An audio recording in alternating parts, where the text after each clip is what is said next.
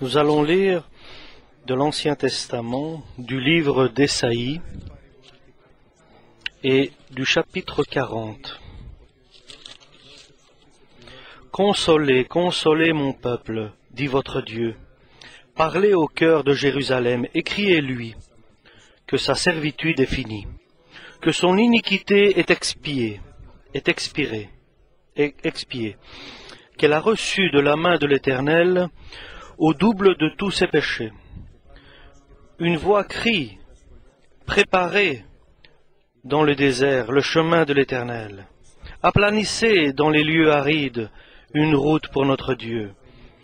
Que toute vallée soit exaucée, que toute montagne et toute colline soient abaissées, que les coteaux se changent en plaine et que les défilés étroits en vallons.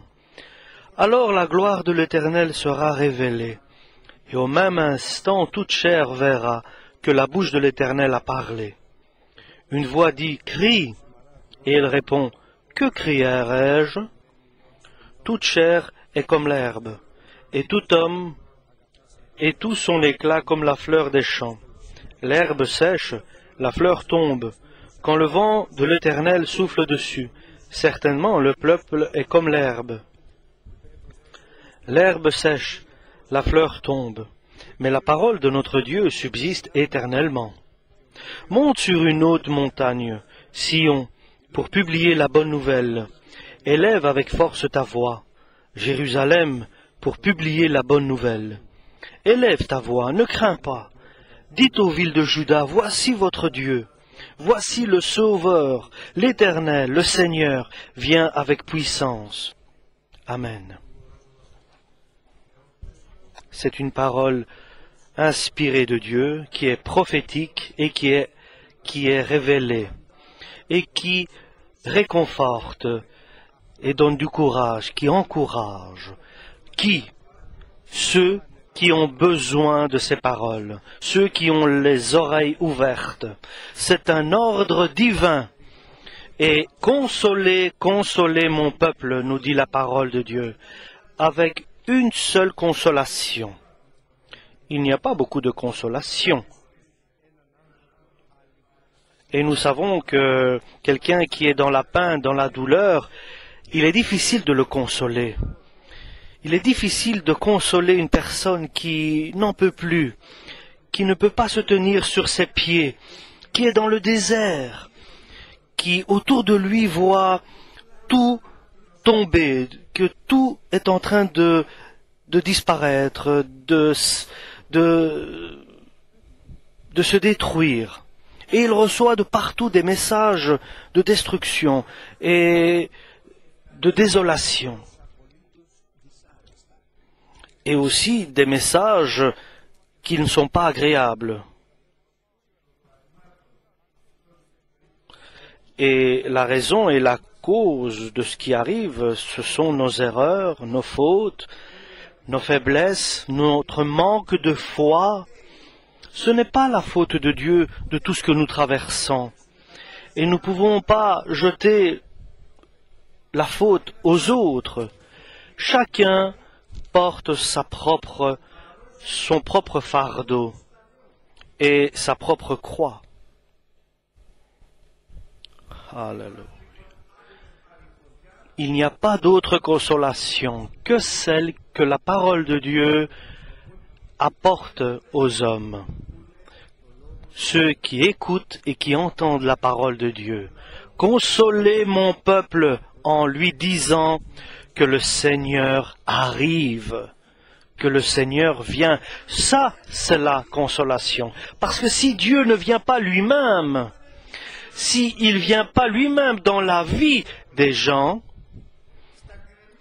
dans ce qui est déjà désolé, ce qui est déjà détruit, ce qui est tombé, alors il n'y a pas de consolation s'il ne vient pas réconforter, rehausser. Et Isaïe connaît Dieu et il sait par expérience que Dieu vient donner sa consolation. Et par sa consolation, nous nous sommes encouragés, nous avons repris de la force parce que Dieu est venu. Ça, c'est la consolation. Et cette consolation, nous pouvons consoler aussi les autres, renforcer les autres, encourager les autres. C'est quelque chose de très important, chers frères et sœurs. Ce n'est pas simplement de le comprendre avec notre cerveau, mais ni de l'accepter avec le cœur, mais de le croire de toute notre âme, de toute notre force, de tout notre intérieur et de tout notre être, de toute notre existence.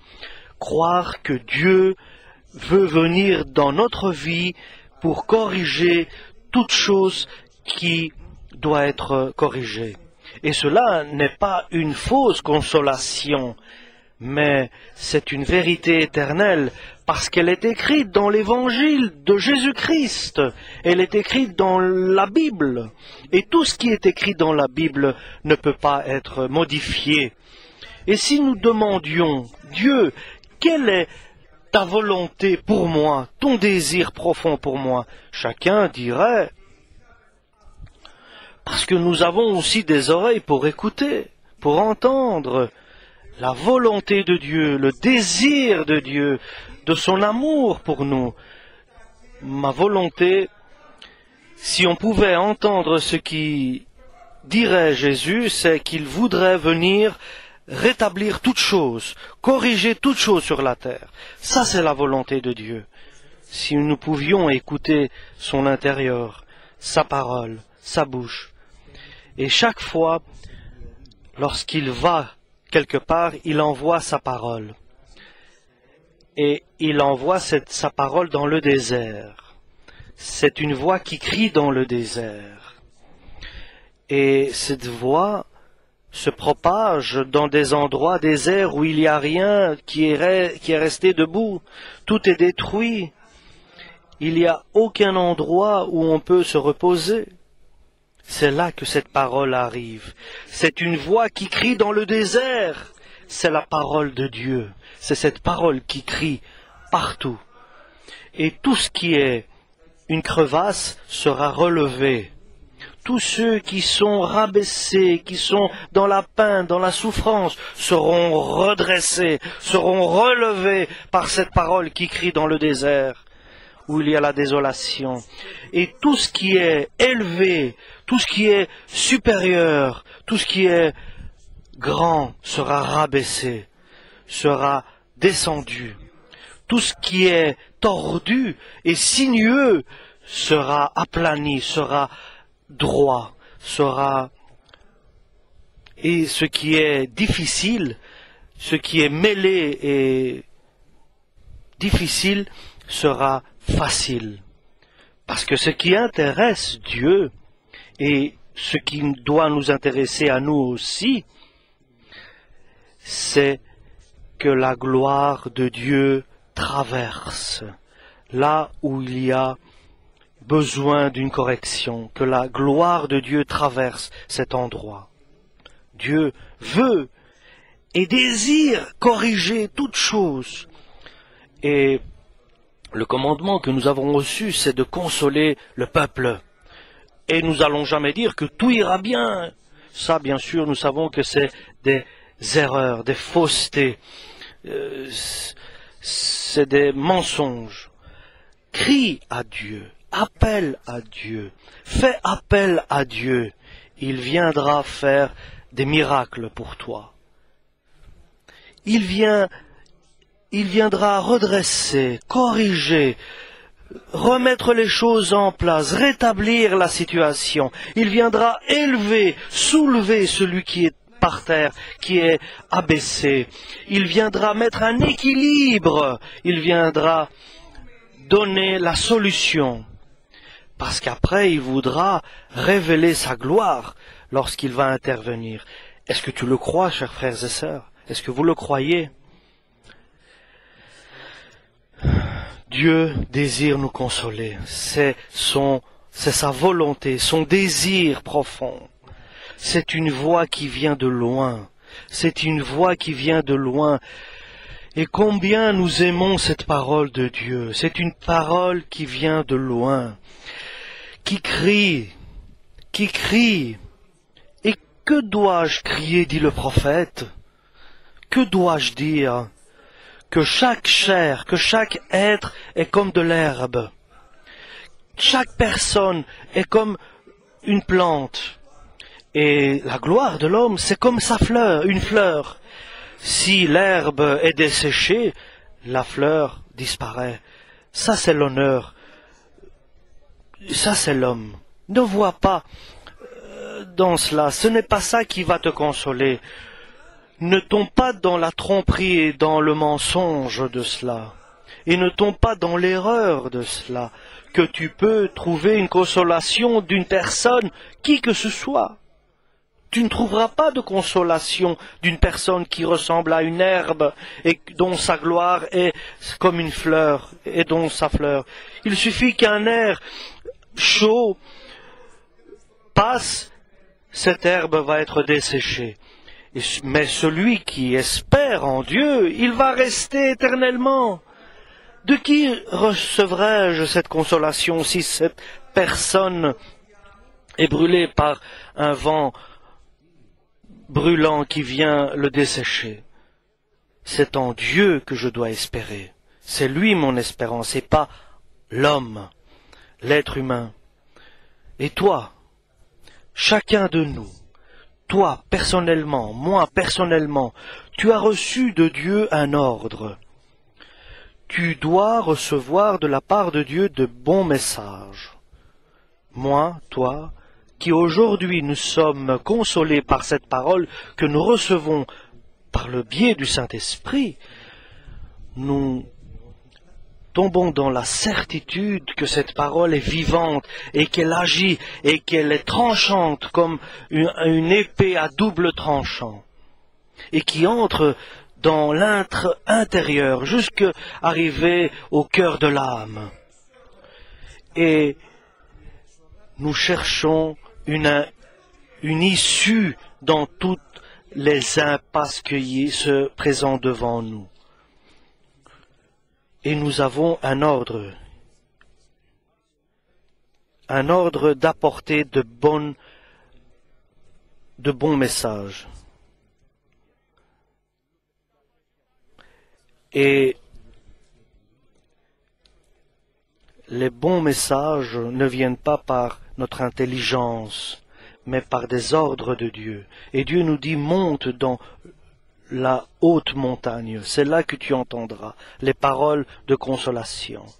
La parole de Dieu qui sort de sa bouche, c'est là que tu entendras des paroles de consolation. Dans la prière qui est représentée par une montagne, comme Jésus montait souvent dans la montagne pour prier. Et si tu acceptes cela, appelle-le, fais-le. Voici, Dieu, notre Dieu, arrive.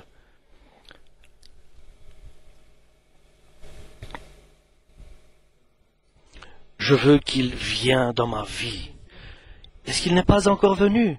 Je désire qu'il vienne dans ma vie. Je veux qu'il vienne dans la vie de chacun de vous, de moi. Qu'il arrive et qu'il vienne dans chacun, chez chacun, pour qu'on nous voyions sa gloire, pour que nous puissions contempler sa gloire. Alléluia. Nous voulons voir lorsque Dieu agit, lorsqu'il intervient, lorsque nous nous consacrons à lui. Et nous devons être sans limite dans la volonté de recevoir Jésus. Alléluia. Et comme Jésus a dit, là où je serai, je voudrais que ceux qui soient avec moi, qui sont à moi, soient là où je serai, nous a dit Jésus. Alléluia. Nous voulons voir la gloire de Dieu. Nous ne voulons pas voir la gloire de l'homme, de l'être humain, de ce qui est terrestre. Nous voulons voir ce qui est céleste et pas terrestre. Alléluia. Nous voulons être différents des autres personnes. Nous voulons voir cette lumière éternelle. Nous voulons voir la gloire de Dieu et dire comme Dieu m'a consolé quand je suis venu dans l'église, que Dieu console aussi les autres. Lorsque je suis rentré dans l'église, Dieu nous a bénis, nous a soulagés, nous a réconfortés, nous a donné du courage, nous a renforcés, nous a rétablis, nous a relevés. Alléluia. Et que Dieu bénisse tous ceux qui sont nouveaux, et qu'il vous bénisse encore plus, et que nous soyons surpris de son intervention, de sa bénédiction aujourd'hui, et qu'il nous prépare pour que nous soyons prêts à recevoir ceux que Dieu va amener dans l'Église, ceux qui ont besoin de cette parole divine, de cette nourriture divine. Et bien sûr Dieu viendra, bien sûr il viendra avec force, avec puissance, il viendra. Et sa main sera celle qui aura l'autorité, c'est Dieu qui aura l'autorité sur chaque être. Et il prendra les siens et il va les guider, il va rassembler son troupeau comme un bon berger, et il les guidera. Alléluia! Ça, c'est l'Église de Jésus. C'est où Jésus-Christ est la tête, est le maître, est le guide.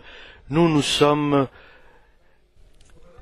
ses agneaux, et lui, notre bon berger. Et chaque personne n'a rien à montrer,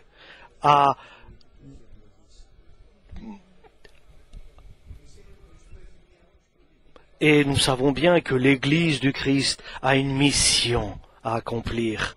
C'est aussi de consoler par cette consolation dont elle-même elle a été consolée.